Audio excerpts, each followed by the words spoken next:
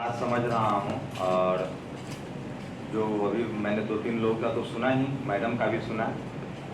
समस्याएं तो हम सब जानते हैं, पैदा ही समस्या के साथ हुए हैं। हमारा पैदा होना भी एक समस्या है, और इस देश में सबका पैदा होना समस्या नहीं है।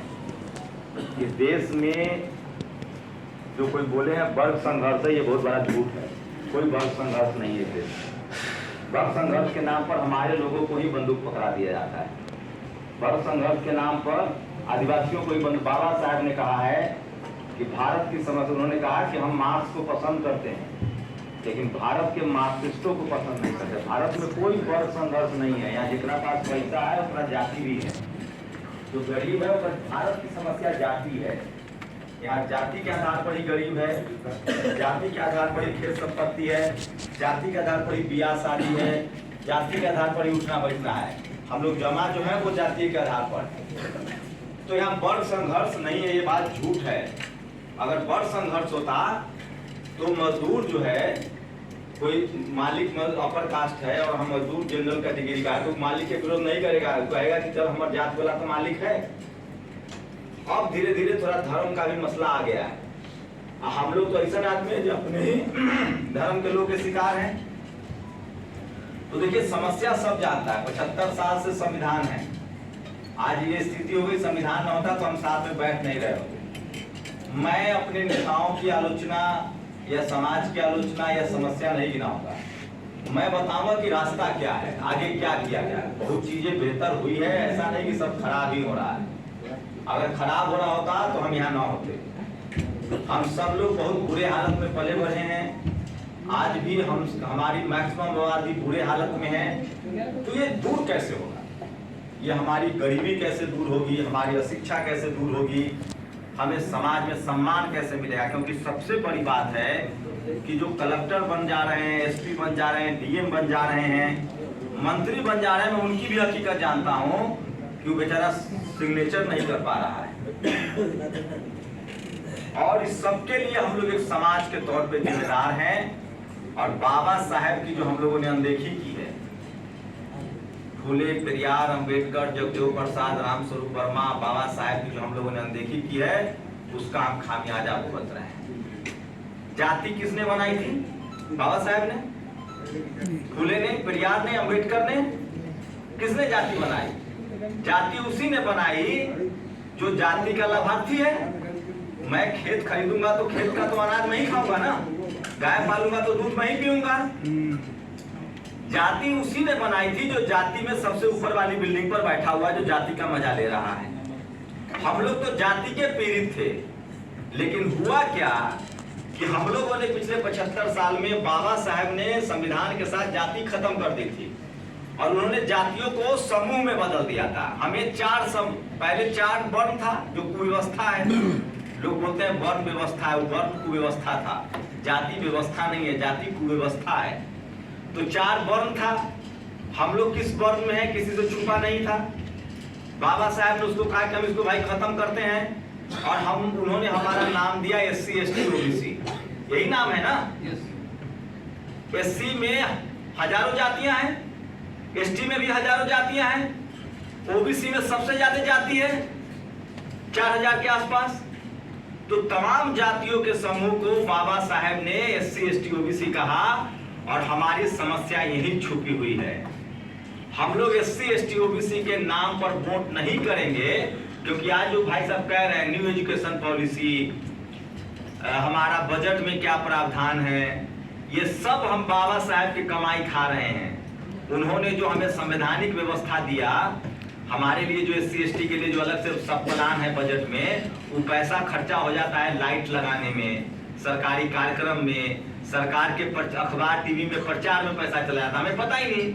इसकी वजह है शिक्षा अशिक्षा। लेकिन बाबा साहब ने हम सब निकम्मे भी हो जाएं, कुछ न करें, खाली बाबा साहब का लिखा हुआ संवैधानिक अधिकार बचा लें, तो हमारी नस्लों को भी कुछ नहीं करना पड़ेगा। हम इस देश में स्वाभिमान से जी सकते हैं। बस जो उन्होंने कर दिया उतना बचा ये कैसे? जितना इस देश का संविधान में अभी हक है उतना भी हम बचा ले, और वो नहीं बच रहा इसलिए क्योंकि हम लोग, बाबा साहब ने जाति खड़ा कर दी थी और हम सब जाति के नाम पर आज वोट कर रहे हैं। इस देश की सारी समस्याएं का हल होगा वोट से।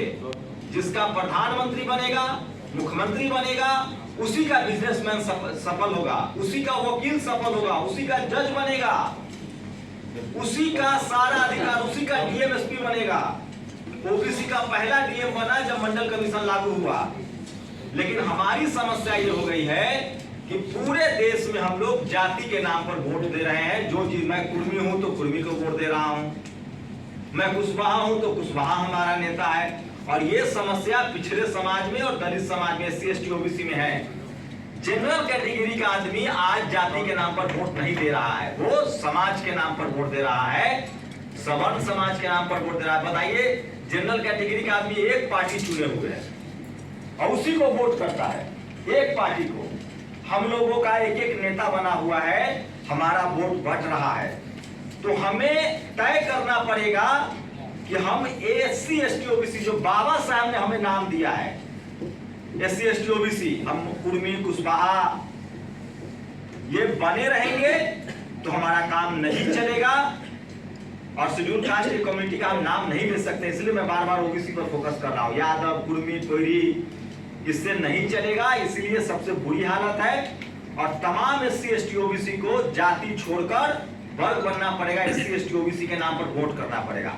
अब एक सावधानी यहां भी बरतनी है। जनरल कैटेगरी के दर्जनों पार्टी है, ममता बनर्जी भी है, कांग्रेस भी है, बीजेपी भी है, नवीन पटनायक भी है, लेकिन उसको पता है कि हमको वोट किसको देना है। हर लोकसभा में भी उसके बहुत लोग खड़ा होते हैं निर्दलीय, तमाम पार्टी से भी, लेकिन वो वोट एक को देता है सब। अब वोट देने समय वो ध्यान दो ही बातों का रखता है कि चुनाव जीतने से ज्यादा इनमें अच्छा कौन है जो हमारा समाज के लिए काम करेगा।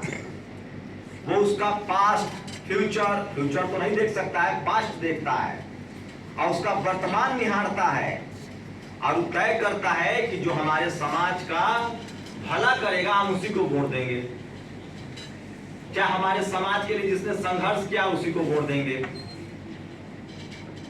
हम लोगों से ये चूक हो रही है। बाकी सारी बहस बेकार है। इस देश में डेमोक्रेसी है, वोट की ताकत है, बगैर सत्ता के हम लोग कुछ नहीं कर सकते हैं, बिलबिलाते रहेंगे। लेकिन सत्ता में हमको ऐसे लोगों को भेजना पड़ेगा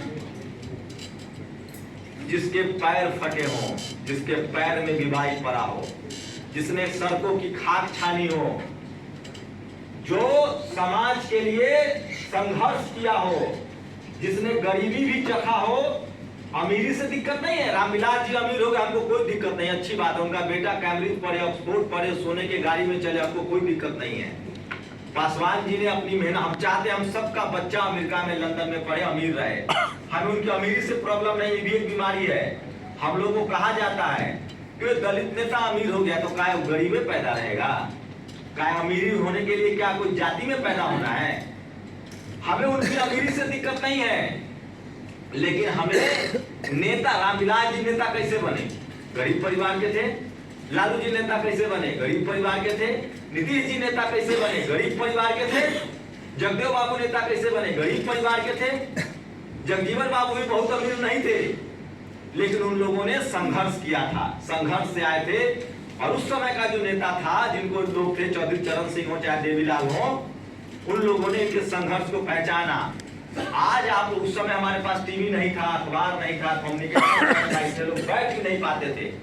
आज हमारे पास संसाधन भी है, समझ भी है, एजुकेशन भी है, अधिकारी भी है, कर्मचारी भी है। बस जरूरत है कि हम जो जातियों में बटे हुए हैं वहां से निकलकर ऐसे लोगों को वोट देना है जो कलेक्टर है तो भी समाज के लिए लड़ा हो, जो जज है तो भी समाज के लिए लड़ा हो, या जो सड़क पर था, विद्यार्थी था तो भी समाज के लिए लड़ा हो। और ये चुनना बहुत आसान काम है। हर आदमी आंदोलन नहीं करता है, हमारा बाप नहीं करेगा, उसको बकरी पालना है, गाय पालना है, सुबह शाम खाना हमको खिलाना है। समाज में, देश में 2-4 आदमी हर गांव में, हर समाज में होता है जो चिंता करता है, संघर्ष करता है, जेल जाता है, लड़ता फिरता है। आप लोग, मुझे जो मैंने 10 साल में अनुभव किया है, जब तक हम लोग जाति नहीं छोड़ेंगे, जमात नहीं बनेंगे, SC ST OBC नहीं बनेंगे, और जब तक हम लोग ऐसे लोगों को संसद विधानसभा नहीं भेजेंगे जिसने उस दर्द को झेला है। प्रसव की पीड़ा तो कोई महिला ही बताएगी ना कि दर्द क्या होता है, हम बता देंगे क्या? हम कतनों प्रसव देखे हो, डॉक्टरे हो महिला का, तो भी वो दर्द हमको नहीं पता है। तो बहुजन समाज में एकमात्र हम थर्मामीटर बता रहे हैं, मंत्र है ये, ऐसे लोगों को चुनिए, चाहे वो पैसा वाला हो चाहे गरीब हो, जिसके सब पैदा गरीब है, जो संघर्ष कर रहा है। अगर डीएम एसपी कलेक्टर रहा है, जज रहा है, तो उसने समाज के लिए क्या किया है? इस देश में बहुजनों के लिए जो भी किया है वो बहुजन नेताओं ने ही किया है। और आगे हमसे गलतियां हो रही है। हम लोग नेता चुनने में जाति देख रहे हैं, नेता चुनने में पैसा देख रहे हैं। हम अगर संघर्ष देखेंगे नहीं, चुनाव नहीं करेंगे कि कौन लड़ भिड़ रहा है समाज के लिए, कौन सजग है, किसके मन में दया है, करुणा है, पीड़ा है, तब तक ये चलता रहेगा। और हमारे नेता जो हैं, सबको नेता बनना चाहिए, नेता की लालसा अच्छी बात है, लेकिन ये देखना पड़ेगा कि कौन कहां से बैटिंग कर रहा है, कौन किस गोल पोस्ट पर है। और ही नहीं, आज जिसको भेज रहा है उसका भी चेक एंड बैलेंस करना पड़ेगा। बेटा तो किसी का नहीं चलेगा, उनका बेटा है, कलेक्टर एसपी बने, पढ़े लिखे, चाहे जिसका बेटा हो, वो दूसरा बिजनेस करे। हमारी गलती ये हो रही है। एक राजेंद्र प्रसाद सिंह है, आप लोग भी उनको पढ़िए। वो कहते हैं कि नेहरू ने इंदिरा को संसद नहीं भेजा, विचारधारा समझाई, आइडियोलॉजी समझाया, और तब लोग इंदिरा संसद गई तो नेहरू से ज्यादा राज करती अगर उसकी हत्या न होती। नरेंद्र मोदी आरएसएस की प्रयोगशाला में पके हुए हैं, 40 साल सड़कों पर खाक छाना है। वो जो समाज में पला बढ़ा, जिसकी विचार जानता है, उसके लिए काम कर रहा है। दिया सवर्णों को 10% रिजर्वेशन, कॉलेज, मीडिया, जुडिशियरी में भर्ती हो रही है। हमारी दिक्कत यह है कि हमारे जो नेता हैं नए वाले, उनकी किस्मत अच्छी है और ऐसा ही हमारा हर बच्चा हो, अच्छा पढ़े लिखे हैं, अच्छा परिवार मिला, अच्छा पैसा मिला, अच्छा सुख सुविधा में पले हैं। उनको विचारधारा नहीं समझ में है, क्योंकि वो उस तकलीफ को झेले भी नहीं और न वो पढ़े हैं। तो हमें अब तो हमारे समाज में नेताओं की कमी भी नहीं है। तो विचारधारा वाले लोगों को चुनिए, उनसे कोई बैर नहीं है, कोई शिकायत नहीं है, उनके मान सम्मान है, उनके पैसा के हम हिफाजत करेंगे। लेकिन हमको नेता संघर्ष वाला नया चुनना पड़ेगा, जो सड़कों पर पला बढ़ा हो। और इसके लिए जरूरी है कि जाति छोड़नी पड़ेगी। और लास्ट वाला बात कहूंगा कि अगर आप सब, मुझे पता है यहाँ मैक्सिमम शेड्यूल कास्ट लोग होंगे, ओबीसी, तो मैं ओबीसी के तौर पे कह रहा हूं, मुझे फख्र है कि अगर आप ज्यादा संख्या में यहाँ हैं, तो क्योंकि इस देश में सबसे कम सक्रिय ओबीसी के लोग हैं सामाजिक रूप से। तो जो ओबीसी के लोग हैं उनको समझना पड़ेगा, और खासकर शेड्यूल कास्ट के लोग को एक बड़ा लड़ाई चल रहा है। ओबीसी के लोग बैग तोड़ लेने पर, ऊख तोड़ लेने पर, समझ रहे हैं ना सभी भाषा करना वाला, इसको ना बैर, ऊख, बकरी, गाय, गोबर के चक्कर में एससी एक्ट झेल रहे हैं और लड़ाई कर रहे हैं। यहाँ तक कि जाट, गुर्जर, पटेल, मराठा, आज जब इनका भी बच्चा जेयू में जाता है तो वहां भी इनका अंगूठा कटता है। वहां जब ये पावर सेंटर से, आजकल गांव के जातिवाद से हमको कोई मतलब नहीं है। हमारा साथ तू खा न खा, उठा बैठा न बैठा, हमारा कोई टेंशन ना है। अब जो जातिवाद है वो पावर सेंटर्स में है। आपको मीडिया में नहीं जाने दिया जाएगा, बिजनेस में नहीं जाने दिया जाएगा, जुडिशियरी में नहीं जाने दिया जाएगा, ब्यूरोक्रेसी में नहीं जाने दिया जाएगा। बड़े बड़े मतलब वो तमाम जगह, स्पोर्ट्स, सिनेमा, जहां पैसा है, सम्मान है, जहां से आप देश को दिशा दे सकते हैं, और वहां जातिवाद है। इसलिए गांव के जातिवाद की चिंता मत कीजिए।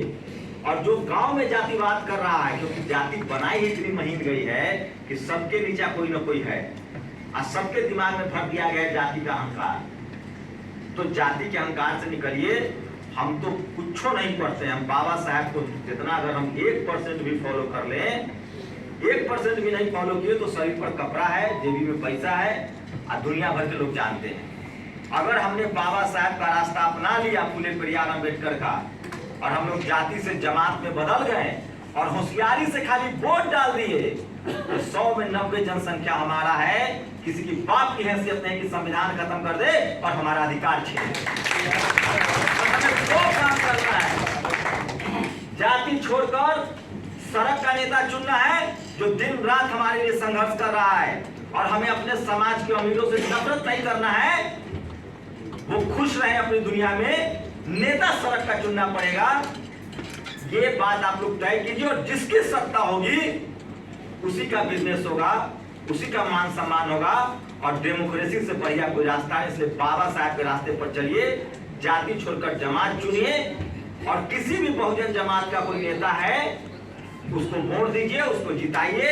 और एक बात ध्यान रखिए, बिल्ली कभी भी दही की रक्षा नहीं कर सकती है। इसलिए कोई बिल्ली रंग बदल के आए तो बिल्ली न चूहा की रक्षा करेगी न दही की रक्षा करेगी। जातिवाद और मनुवाद से ऊपर उठिए और अपने पराये की पहचान कीजिए। इस देश में आज तक का इतिहास है कि जातिवादियों ने पीड़ित शोषित का भला नहीं किया है, चाहे कोनो आइडियोलॉजी का आदमी हो। इसलिए अपने समाज का जो दर्द जिला उसको चुनिए, उसको चुनने में ऐसी कीजिए।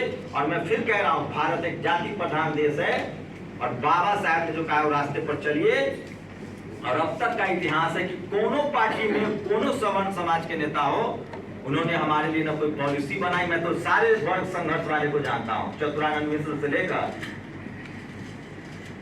इस देश में कुछ का जातिवाद ऊपर है और कुछ का अंदर है। इसलिए जातिवाद की लड़ाई जातिवादी तरीके से होगा। बहुजन पहले बहुजन चुने, उसके बाद में देखेंगे। शुक्रिया।